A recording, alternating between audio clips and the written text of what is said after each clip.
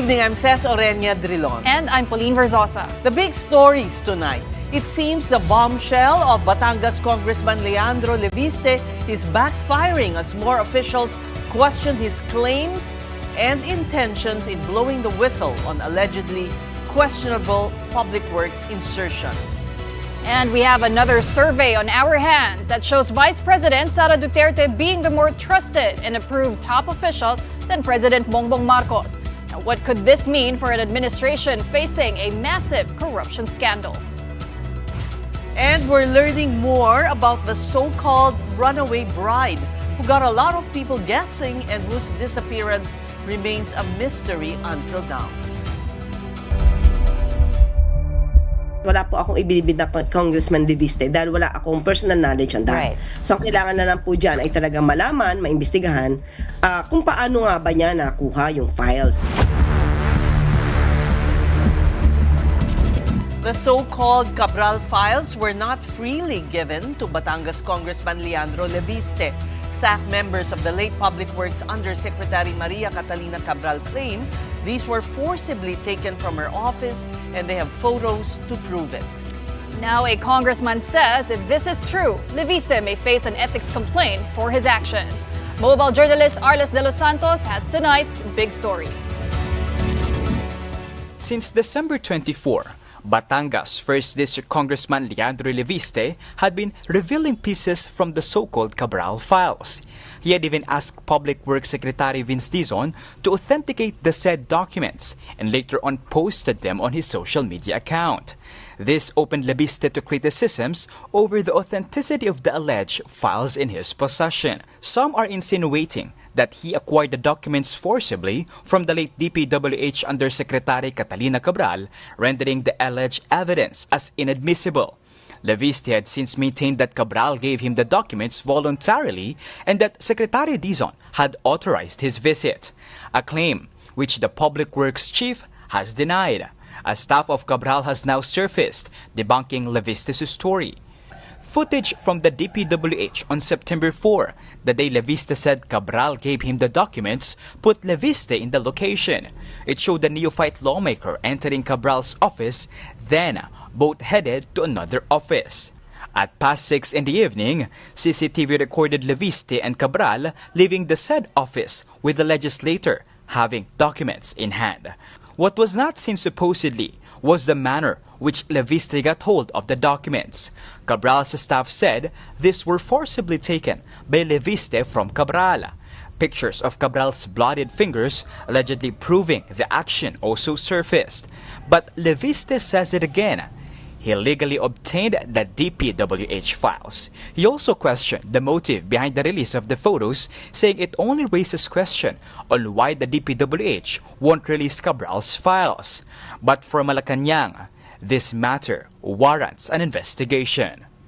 Na unang-una kasi, syempre kapag kukuha ka ng dokumento, dapat voluntaryo yung pagbibigay sa'yo. Kasi kung pinuwersa mo to, so maaari ka pang gumawa ng mas illegal na bagay dahil nagawa mo na mang-agaw ng dokumento. But wala po akong ibinibid na Congressman Leviste dahil wala akong personal knowledge on that. Right. So ang kailangan na lang po dyan ay talagang malaman, maimbestigahan kung paano nga ba niya nakuha yung files. In his latest revelation, Leviste claims even Dizon had insertions or allocables for flood control projects under the Basis Conversion and Development Authority. Dizon headed the BCDA during the Duterte administration. The DPWH has issued a statement saying Dizon categorically denies the baseless and malicious allegations by Leviste. It also questioned the timing of the accusation as it came right after the revelation of Cabral's staff. In a separate statement, the BCDA also denied having flood control projects funded through budget insertion as no such fund exists in the agency. Aside from what could be a brewing spat with the DPWH chief, Leviste could also see an ethics complaint against him in the lower house. House Committee on Public Accounts Chairman Terry Redon expressed alarm over Leviste's statements and action. The DPWH, Redon said, may file the complaint against Leviste if it chooses to do so. Better for the DPWH personnel to basically file the complaint kasi if they really feel aggrieved at the manner by which the files had been obtained, pwedeng yung DPWH leadership can undertake it, di ba? If they actually wanted to honor the memory of Yusek Cabral, na dapat hindi siya ginagamit sa ganito pong tipo ng, I guess, malicious disclosures, no, of government documents. Parang dapat sila ho'y mag-file ng ethics complaint against Congressman Leviste. Kapatid Arles de los Santos, we are One News. And we now have on the big story once again, Batangas 1st District Representative Leandro Leviste. Good evening to you, Congressman. This will be your opportunity to answer squarely the accusation that you forcibly took those documents. Yes, ma'am. First of all, thank you for this opportunity to give a final interview with your show this year. My New Year's resolution is to make fewer enemies in 2026, but it does not yet take effect tonight. So I vehemently deny that I illegally obtained the files, as I said, because Secretary Vince said on the phone, and there were many other people that overheard the speakerphone conversation, that he authorizes Yusek Cabral to give all the files to me in the interest of transparency. And as I said earlier, it is suspect that they're only saying this months after seemingly the public can see they don't want the files released to the public. And they still haven't explained why the files that were handed to the Ombudsman on December 23 were not released to the public. I also want to clarify to your viewers that I was saying publicly since November that I had these files and the DPWH wasn't raising any issue with it then, and that I was also asking for the files to be preserved and for Yusek Cabral to be protected and made a state witness. And it's unfortunate that action wasn't taken then, but I do hope that the truth can come out because many other people also have the files. This is important for viewers to know. It's not just me, so the focus shouldn't be on me. It should be on getting the contents of those files out to the public. But even Secretary Vince Dizon is denying that account of yours, that he had authorized Yusek Cabral to give you these documents. Yeah, so the CCTV that they released actually helps show that I was given it because I was just walking through the corridor, actually quite cordially, talking with Yusek Cabral. And I hadn't actually seen that since last night. So it's interesting that they thought that that supported their claim when it in fact supports mine and authenticates that the files that I have in my possession came from her because what I was holding in my hands is what I uploaded on Facebook. And Yusek Cabral was also there when I was in the other room. So the other thing I would add is the claim that they're making that it's either illegally obtained or it's inauthentic are contradictory. So they have to decide. And it seems that the reason why there's a few days gap between each of their responses is they're still trying to get their script right. But again, what the public cares about is not this back and forth between government officials. It's what do these files say that they don't want in the public? And it is a list of proponents of hundreds of billions of pesos of DPWH projects. And it should have nothing wrong on its face that they are proponents of projects, except the allegation is that when you have an insertion, you have a commission. And if you don't, then you should have no problem releasing it to the public. These files, you know, he said, she said, is really muddling the issue. We want clarity, but it's getting really muddled. Now, there's also a statement from the Ombudsman, this is from Attorney Clavano, that what you turned over to them was not complete. Yes, So like can you also, right, and once and for all, do you have complete files, incomplete files? What are these Yes, ma'am. files? You rightly said that they're muddling the issue, I think, deliberately because they want to distract the public's attention from the real story, which is who are the proponents in these files, which are not only in my possession. I only have a copy. Senate President Pro Tempore Ping Lacson has made public statements which reflect that he and I have the same copy. Other media outlets have also ran reports reflecting that they have the copy. And I can share that I've actually talked with people who have gotten copies of the files already from staff of the agencies that have copies of it. So there's probably already 50 or 100 people that have copies of it. And it's eventually going to come out and what I'm saying will be validated. And on the point of what the Ombudsman assistant said, I posted on Facebook the picture of me with the staff of the Ombudsman, whom I invited to my office. They actually said in their maybe 30 years in the Ombudsman, it's the first time that a congressman wanted to meet the Ombudsman and show them evidence that could potentially implicate colleagues because it's not a typical thing. I did more than what they asked for because they were actually there to investigate Congressman Garjola. And I said, hey, here's this file from Yusek Cabral. which I previously also shared with the ICI and said so publicly, that can help all of your cases. And I showed it to the extent that they were interested, but then they left because they just had an assignment which was not as broad as what I was trying to bring, and they didn't get back to me after that. So again, all of these things that are being brought up by the government are both factually incorrect, but also a distraction, because at the end of the day, what people care about is why don't we investigate the proponents of the insertions in these files. But Congressman, you've been sharing these files gradually instead of all at once. Why do it day by day instead of fully releasing what you have to the public? And what do you want done with these so-called Cabral files? That's a very good question. And actually, one of the things I was trying to achieve was to tease out from DPWH the truth, which initially I said I will release it if Secretary Vince will say that I can, because he, in September, told me that he will release it in the interest of transparency. And then it took him maybe 5 days to make a statement denying that he authorized me. I don't know why, though he didn't immediately respond that. And then he said that he hasn't actually seen it when I emailed it to him on October 1. And I also posted it on my Facebook page. And he still has not commented whether the, for example, 401 billion pesos of allocable budgets to the district representatives of the Philippines are accurate. Because, as I shared, I wanted to give a privilege speech about this in October and November, and many of my colleagues asked me not to, because for some reason, they don't want the public to know that some of us have 3, 4, 5, or even more billion pesos in basic annual budgets on top of extra that we get that brings some budgets to 20 billion pesos per district per year. And the reason then why I think it's been good that we've had the last week and a half to discuss this in public is slowly the DPWH has admitted that these files are actually authentic.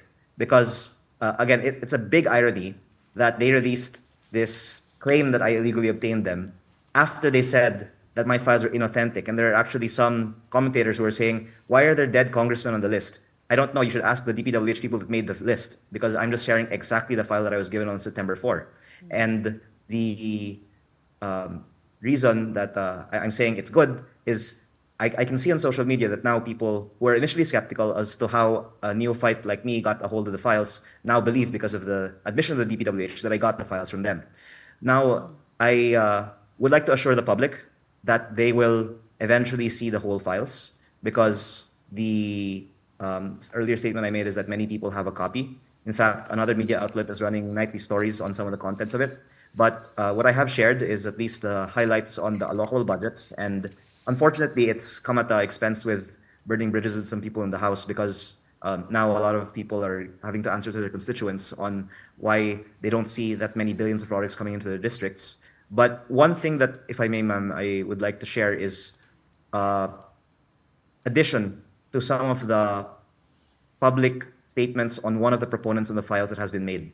Again, I am not selectively bringing this up, but it's because it was already publicly mentioned, including by another media outlet, that there is 8 billion pesos of projects under supposed SAP proponent, part of the OP. So there's 8 billion of projects that is tagged with proponent OP, parenthesis, ES/SAP, close parenthesis. And there's a 300 million peso budget in my own district for this proponent. So that's just an example of what I hope the Senate and the House can investigate further in the new year. The former executive secretary has reacted to this and denied that he had anything to do with this. Yes, and that's actually why I wanted to clarify this, because he was responding to the allegation that there was a proponent tagged as ES. And that's why I wanted to correct what another media outlet ran that said that it was ES and then SAP sa ilalim ng OP. What it actually says is OP, parenthesis, ES, SAP, which actually means that it's not ES who is the proponent, it's OP. Office of the President. I don't want to draw a conclusion on what OP means, but I am just the conveyor of facts, and I hope after I share this actually substantial information on your show that the public can understand why I have to think very carefully about the disclosure of this information. But again, because I'm not the first to bring it up, that I'm sharing it. But it's, I think, quite important for the public to know that this is what the file that I have says, and the same that the files of many other people who have this also says. And maybe it explains why there is a very strong reaction towards my announcement that these files exist and should be made public. But Congressman, what strikes you as irregular about this list of proponents, no? Because then again, insertions and proponents are not inherently wrong per se, right? It's normal for lawmakers to propose projects, especially during budget season. So is it already fair to suspect that there's collusion between the proponents and the agencies and contractors? Actually, there's been many people who have been named in media reports being in the list who simply denied that they're actually proponents of the projects. And I think that's a fair response from them because the denial that the list is true, if not backed up by anything else, means that the list is really invalid in that case. And I therefore find it even more suspicious than that others don't want the list to come out. Maybe the ones who deny in public are the ones who are not guilty, and the ones that are not making any comment about it have something to hide. And I think the best thing at this point is for people to just face the public and explain whether their inclusion in the list is correct or incorrect. In the end, Congressman, this is your first term.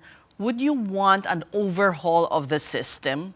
Because you also allude to the fact that they may be retaliating against you in your district, and your district will not get any funding at all for projects. So in the end, it's the whole system that's flawed, that really rewards patronage. Definitely, as well as a way to exert leverage on members of the House who vote on all other measures of national importance. And for the good of the country, the allocations should be based on an equation that is automatic every year instead of based on, as you said, patronage. But I guess it is politically unrealistic for the people that make the decisions to then relinquish their power. But you did say you've already burned your bridges with some of your colleagues there, and an ethics investigation is now maybe in the offing. Yes, actually, if I can share with you a secret that is better for them not to know, I enjoy the idea that they will file an ethics case because then I will be able to air all of Congress's dirty laundry with them in public. But before that, I've already shared one secret of Congress that I also thank your station for reporting, which is that there's a 2 million peso Christmas bonus in Congress this year, up from a previous 1.5 million. And coinciding with votes in the budget in October, there's also a 1.5 million peso bonus on top of our own salary of around 300,000 and monthly operating budget of around 1 million pesos. So in a whole year, a congressman gets maybe around 20 million, but there's a total 18.58 billion peso MOOE fund, of which the majority was increased during the deliberations in the House without any debate, without it even being reflected in the committee report. And I think that there's a lot more things that can be exposed in terms of the use of these internal funds. So to your question, ma'am, I invite my colleagues to give us an opportunity to air all of the dirty laundry of Congress in 2026. Well, Congressman, did you personally receive that Christmas bonus? Because House Appropriations Chairperson Mika Swansing already denied that any incentive was given to lawmakers to vote on the national budget. If I can mention this for the first time in public on your show, I started questioning this in October because I was shocked that on the day that we were supposed to vote for the budget was when the 1.5 million pesos was being given out. And they're not saying that you'll get the money if you vote in favor of the budget, but they time it on the same day also, maybe because it ensures that there's going to be quorum. And when I saw the checks, I took a picture of them, which I have, and then they started panicking and calling people to call me, please not to share that with the public. And I am just saying this to explain that there's so much secrecy about these allowances. And by the way, maybe I am just taking the opportunity also to say this now because it's December 30, but that this is my response to the question. Because, okay, first, untrue, there are these bonuses. and to then answer the question of, if not this, then should be, then what are the bonuses? Because as I said, there's an 18.58 billion peso a year MOOE fund, and that was actually around 10 point something billion in the National Expenditure Program. Congress increased it by 7.8. So the basic expenses of the House are already covered in the initial budget. We increased it by 7.8, dividing that by 318 congressmen. It's around 24 million pesos per congressman per year. So that alone is probably the bonuses that are paid, or other consultancies that are non-core that are So, paid by Congress every year. so the check is still with you, or It's in the Committee on Accounts because I have said that I will not take it because I disagree with it. But my point is, anyone who disputes that there are bonuses should answer then, where does the 18 billion pesos go? Because there is no breakdown. I have asked the Committee on Accounts to bring me a breakdown, and that's when they started calling people to tell me not to ask about it. maybe they, Because maybe it's another term could be unlimited. coined for it, not Christmas bonus, but something else. Well, I thank Deputy Speaker Ronnie Puno for admitting that there is this MOOE, but he says that it goes to our constituents because there are many people that ask for solicitation for a Christmas party in our districts in Christmas time. But if it's used for legitimate means, my point is simply, why are we not just going to be transparent to the public about it and even give a breakdown of where the 18 billion pesos goes? Because it's being liquidated largely by certification. And I would also add this, the reason why I'm personally invested in exposing this is because a lot of the social media trolls are being funded by MOOE. And I can say this because you can Google it. There's a CARE program where congressmen are given 10 to 100 slots to hire keyboard warriors. But they wouldn't call them keyboard warriors, of course, but they're people who have training seminars in the House. This is all on the internet to be trained on how to defend Congress. And I don't think that it's right that public funds are being used to attack critical government. One more disclosure that you had made is how the DPWH secretary has insertions in the BCDA, having Yes. headed it before. Can you Yeah. elaborate more on this? I'm so thankful for you giving me this opportunity to answer that because I think there's a lot of hesitance in the media to seemingly bring up something critical of Secretary Vince is a much better DPWH secretary than his predecessor, of course. But I think that it's good to be consistent. And if we are saying that we're for transparency, then we should disclose our connection, for example, with Congressman Edwin Garjola, who was the subcontractor of the flood control component in the New Clark City River Park, an 11.5 billion total project, New Clark City, that has been flagged by the COA for not having undergone an open bidding. And I posted this on my Facebook page.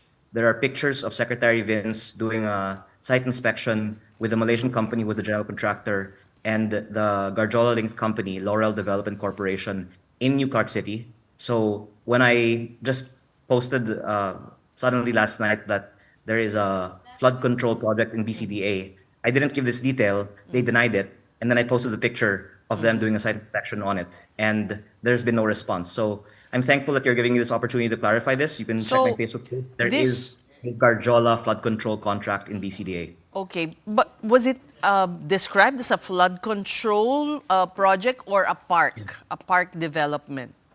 It's a river park. Yeah. Okay. Yeah. Many flood control projects, like almost all in my district, are basically riverside Okay. protection. Okay. And just to clarify, they're the subcontractor of the Malaysian company that was awarded the contract without a competitive bidding. Congressman, I just like to ask this of you as well because there is criticism about how your solar company has benefited from, legislated franchise. So Thank you this for may allowing me to also, boomerang on you. Yes, actually, it's very important to explain that I actually lost a lot of money on that business, and the company that I sold to Meralco had nothing to do with that business. So the assets of my solar company are to be donated to the people who are in those communities because it was supposed to be like a social impact endeavor, and it ended up being a lesson that it's very hard to do businesses in underserved areas. But I just wanted to clarify then that what I sold to Meralco has nothing in the company that is being referred to in that legislation, and that company that has been referred to is no longer operational.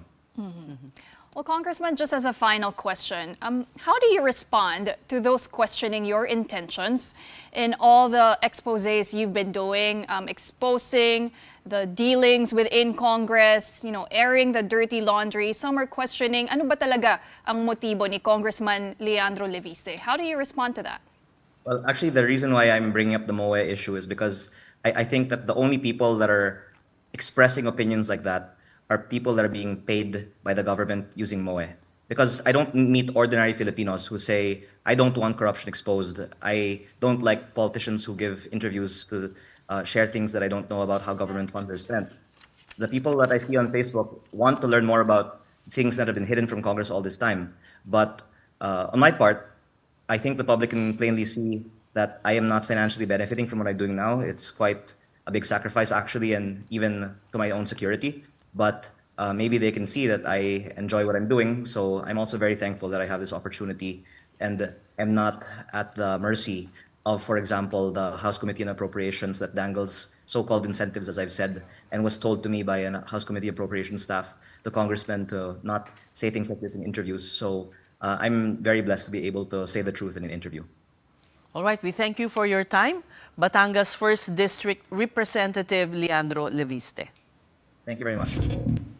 Now, in other news, today marks the 129th anniversary of the martyrdom of our national hero, Dr. Jose Rizal. President Bongbong Marcos led the main commemorative rites at the Rizal National Monument in Manila. In his message, the president called on Filipinos to draw inspiration from the national hero by upholding patriotism, truth, and responsible citizenship, and urge them to live according to Rizal's principles of choosing compassion over indifference and country over personal interests. He also called on the youth to let Rizal's ideals of integrity and accountability guide their actions in both their public and private lives. In a separate statement, Vice President Sara Duterte imparted her wish for renewed strength and courage to stand up for truth and justice. She said Rizal's legacy represents a continuing struggle for freedom beyond colonial rule, adding that true lasting change could only come from deep study, integrity, and a collective effort from communities and institutions. Now, we're just going to take a quick break, but still ahead. Inflation and corruption remain top concerns for Filipinos, as shown in a recent Pulse Asia survey.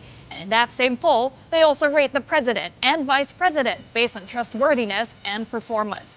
And we'll break down that survey next. Keep it here on One News.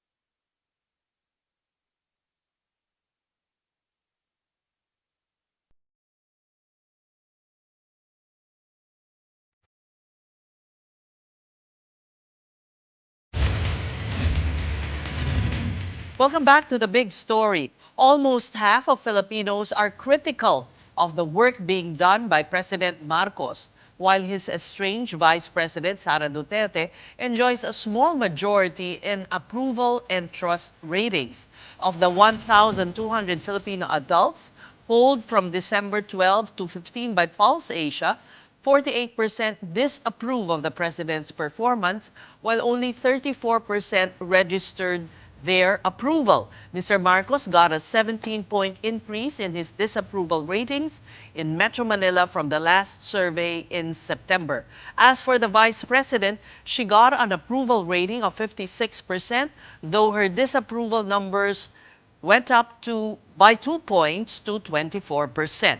Duterte got a double-digit increase in her approval ratings in the Visayas. The former running mate's trust ratings mirror their job approval numbers, with nearly half of respondents expressing little to no trust in the president. As for the VP, over half of those surveyed still trust her. Pulse Asia President Ronald Holmes tells our sister program Storycon that Mr. Marcos still has a chance to recover from his faltering numbers. It's a question of the political capital versus your own power. Yeah. You have power and you can use that power in order to regain the political capital. The question is, will they do so? Will they use the power that they possess, the authority that they possess, in order to, well, mobilize more support for himself and his administration? That we have to see, which we have not seen over the last more than 3 years. Meantime, Palace Press Officer Claire Castro says that while the president looks at surveys as guide, he remains unbothered by the results. Castro said the chief executive would rather make unpopular but right decisions, as in the case of the corruption scandal, which he himself exposed. Yusek Castro also took another swipe at the Dutertes. She said that despite their popularity, the controversy surrounding the vice president's confidential funds remains unresolved, and that her father's administration supposedly tolerated kickbacks and ghost projects as early as 2020. Now, in the same Pulse Asia survey, controlling prices of goods remains a top concern among Filipinos. That and other so-called gut issues. Inflation pa rin ang main concern eh. That's about 6 out of 10 Filipinos citing inflation as a main concern. Hindi naman naggumalaw rin yun, no? Compared to, let's say, the previous survey as an urgent concern. Pumapangalawang corruption, no? And there's an insignificant decline, just 3 percentage points. So, but the top 5 concerns are large, of the top 5 concerns, 4 are economic. So you have inflation, you have pay, you have jobs, and you have poverty. Meantime, the executive branch is now conducting a thorough review of the ratified 2026 General Appropriations Act. The palace received a copy of the spending bill yesterday.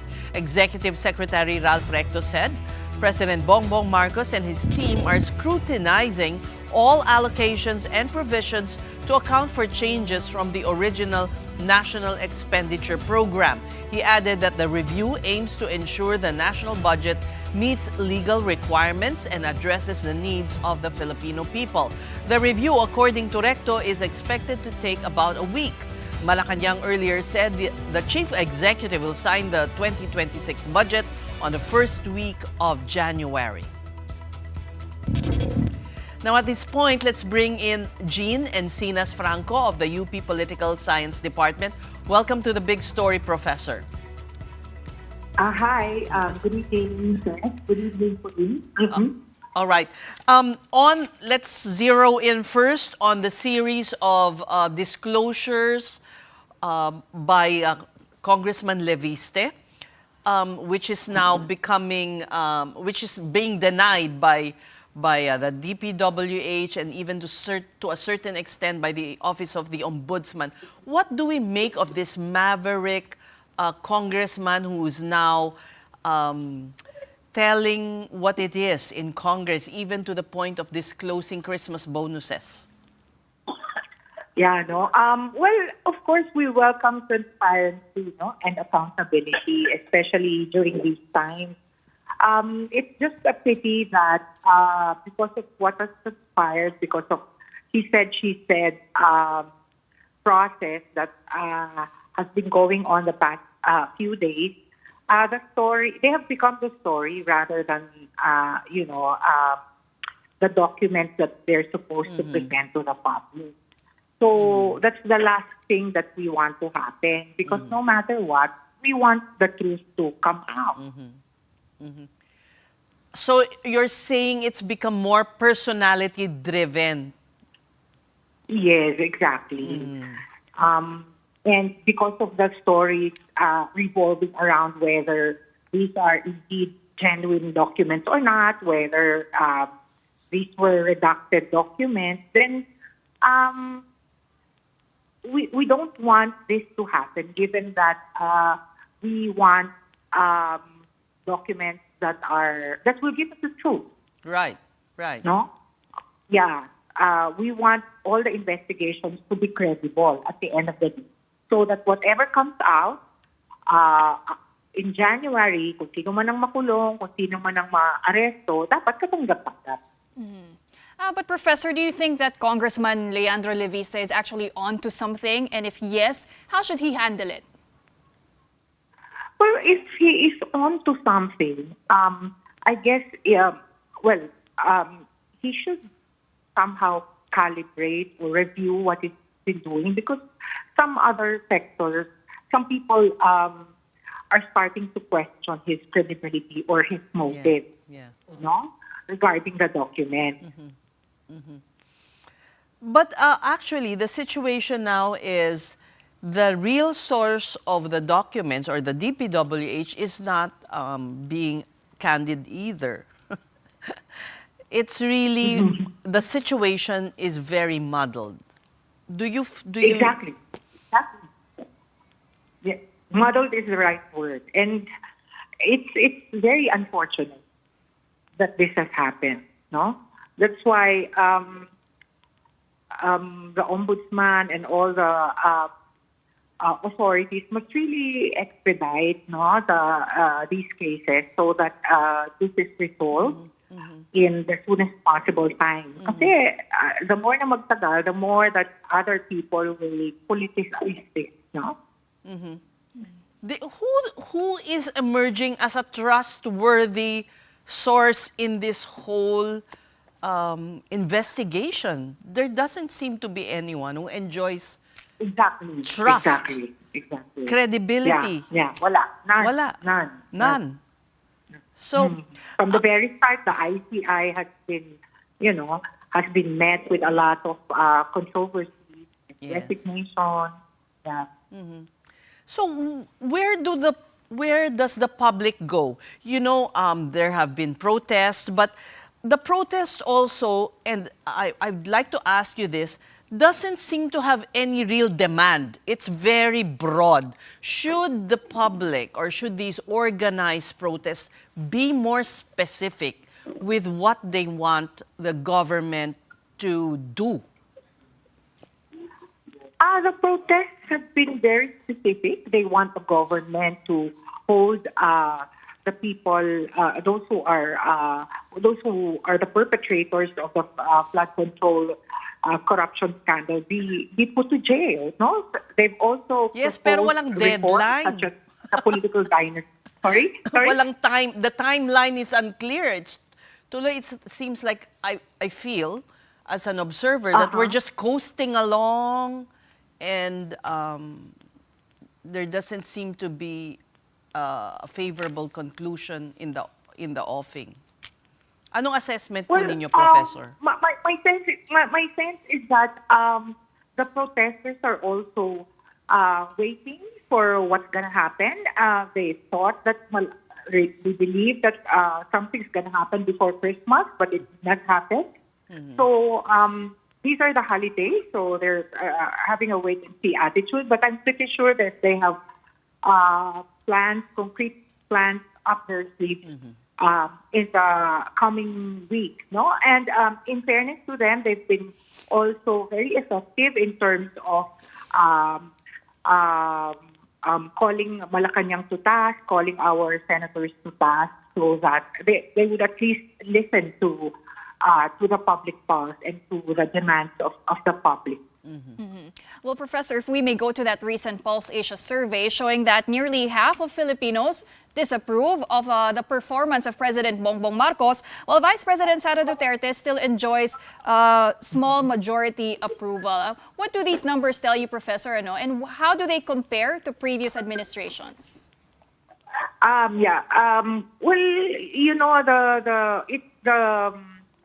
the buck stops at the president, and considering the gravity of the situation and the magnitude of what has happened in the past 4 months, I'm not surprised that these are his ratings, no? Because the country is waiting for his move. The country is waiting whether he will really put to jail people, some people who are close to him, no?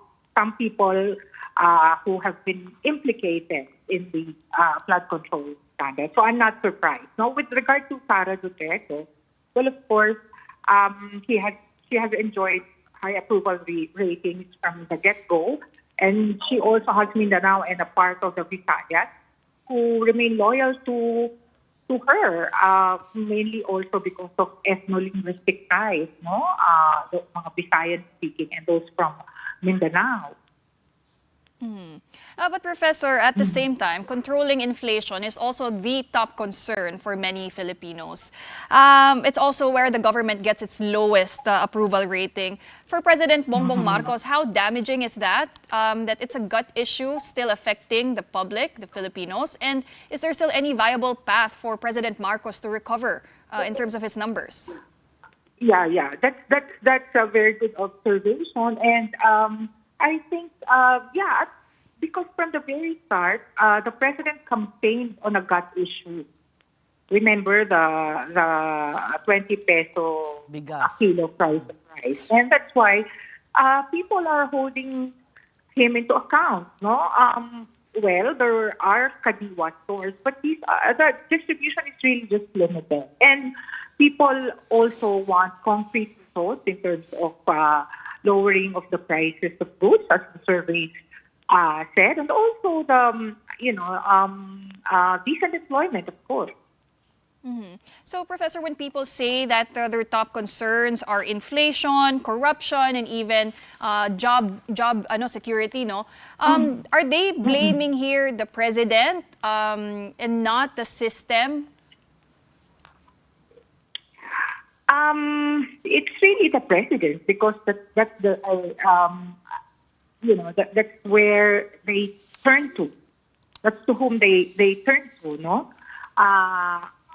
And that's he's the one who promised them the moon and the stars during the campaign, no?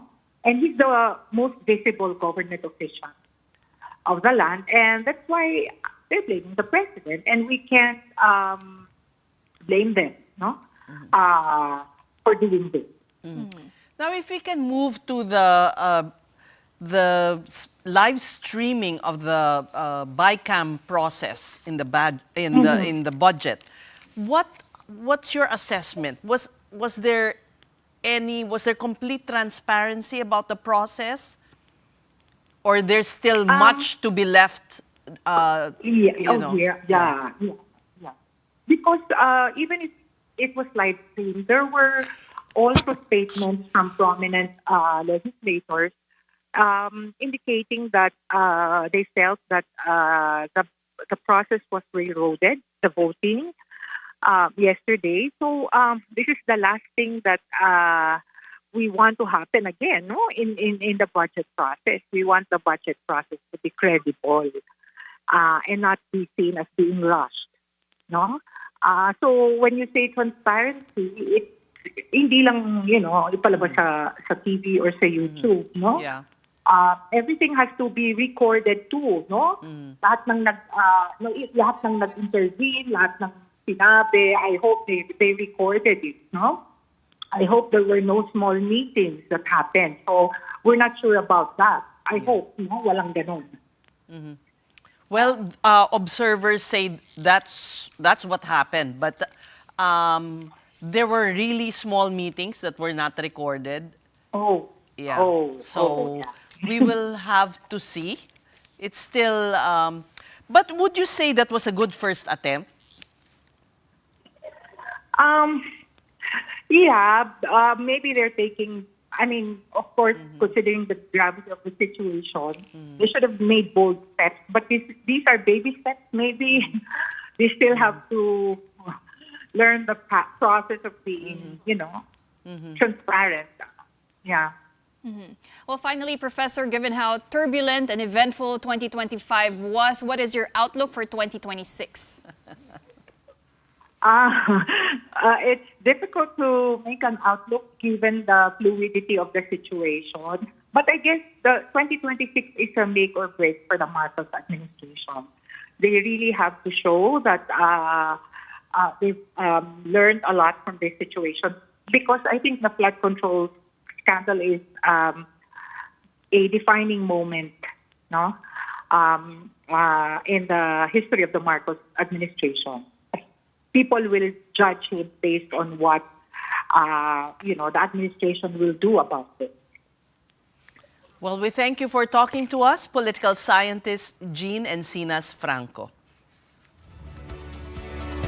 Now moving on to another story, the woman who disappeared a few days before her wedding and became the subject of several days of search is finally reunited with her family. Shera Dewan's older brother. Kasi nga galing ka sa San Pablo. Naglakad ka lang? Naglakad-lakad lang po. Pero madaling araw ko po yung nilalakad. Shera Dewan's older brother held her tight as she arrived in their Quezon City house early this morning. Authorities found Shera in Sison, Pangasinan yesterday, looking distraught and unable to answer how she ended up there. She was also nauseous, not having eaten well while away from home. Ang kwento naman niya is papunta po siya ng trabaho niya nung mapansin niya, lumapit sa kanya si Miss Shera at nagpapatulong. Binanggit nga daw po niya yung pangalan niya at nung ma-verify po nitong rider na siya nga yung viral na nawawala ng bride-to-be, yun po, tinawagan nila yung number na nakalagay doon. Kaya si Mark po yung nakausap nila. And yun po yung sumunod doon is nai-report naman ni Mark sa CCTV. Police are now investigating part of Dewan's initial testimony that two men took her when she rode a UV Express to a mall in Commonwealth Avenue on December 10th. I recall that Dewan's family and fiancé, Mark R.J. Reyes, said Shera informed them she was buying shoes for the wedding scheduled for December 14th. Then she disappeared. Ayon po sa statement po ni Shera, hindi siya sumakay ng bus. Ang sinakyan niya is yung UV Express. Tinutukan daw siya ng kutsilyo, ng isa. Tapos may sinapalang ilong niya ng panyo. Doon na daw siya nawala ng alay. Ako yung sa kwento niya na siya. Nagising na lang siya sa isang madilim na lugar. As to the question on whether or not the wedding will still push through, Reyes said he wants to give Dewan time to recover first. Hinaya ko muna siya yung talagang, alam niyo po yan, sabihin niyo kung anong nangyari, ganyan. So, hinayaan ko siya talagang iiyak niya yung kung mga kailangan niya iiyak. Sir, yung mga na-share niya sa akin, more on, na siya parang makakontribute na siya dun sa investigation ng mga polis eh. So, hindi ko na siya parang maibahagi pa po sa inyo kasi part na nga po siya ng investigation po. You're watching the big story on One News, and up next, we give you a look back at world events that shaped 2025. Keep it here on One News.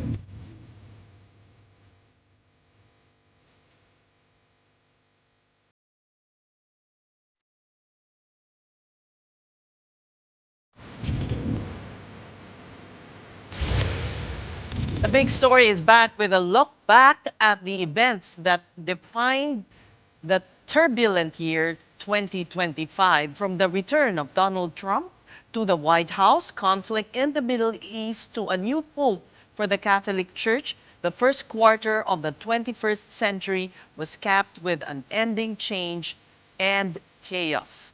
Here's the report.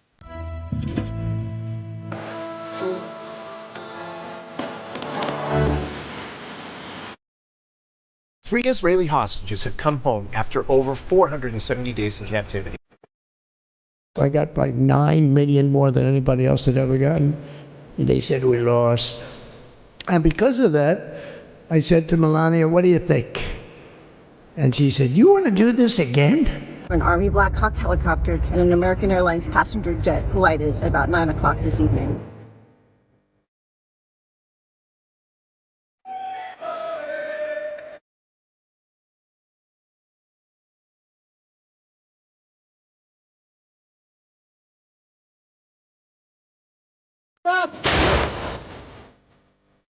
The Vatican says that at 7:35 this morning, Pope Francis died.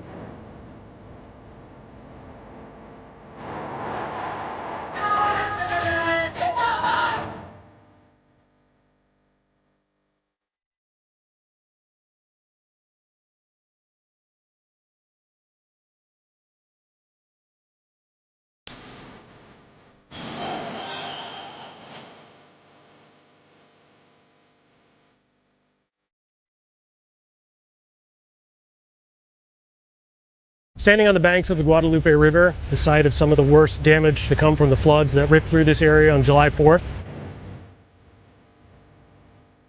This is Panom Dongrak Hospital in Thailand's Surin province. It was hit yesterday by Cambodian artillery shelling.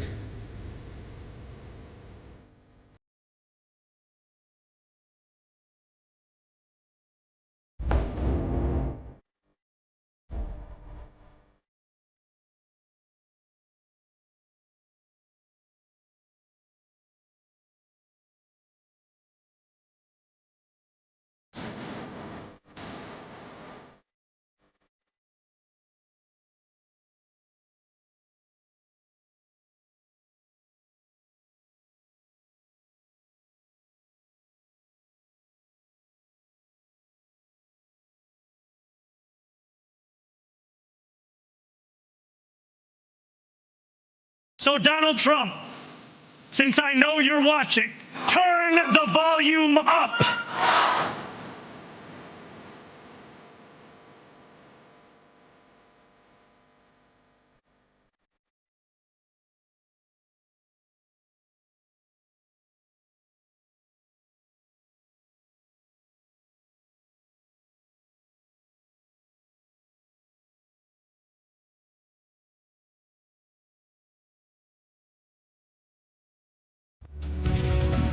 And finally, for our big picture this evening, it's the retelling of Dr. Jose Rizal's childhood using AI or artificial intelligence.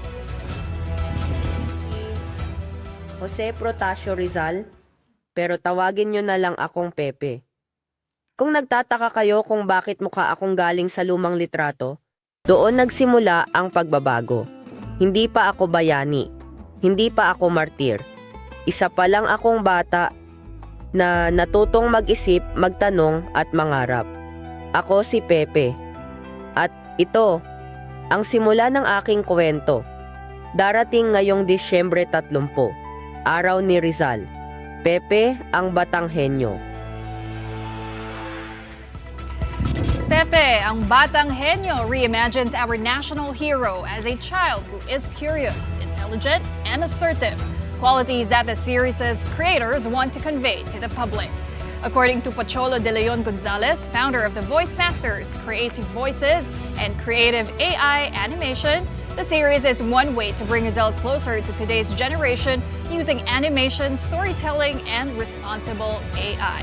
The trailer for Pepe, Ang Batang Henyo, was released today just in time for the commemoration of Rizal's 129th death anniversary. And the full animated series will premiere early next year. And that's it for the big story this last Tuesday of 2025. Thank you so much for watching. We'll be back here tomorrow at 7:30, kapatid. We are One News, all sides, all the time. Have a good night. Now stay tuned because coming up next is Play-by-Play with Andre Felix and Cheska Liton-Calao. Guys. Hello, welcome back, Hi. Cesc. How are you feeling? You feeling good? Better, but Better? not 100% still. Hindi naman halata. Hopefully you get to rest after the show. A lot Yeah. of people are sick. During During the holiday There's season. a bug going around, Yeah, there is. Umiikot. Kaya dapat vitamin C, zinc, and exercise kung kaya para at least to boost your immune system to welcome the new year.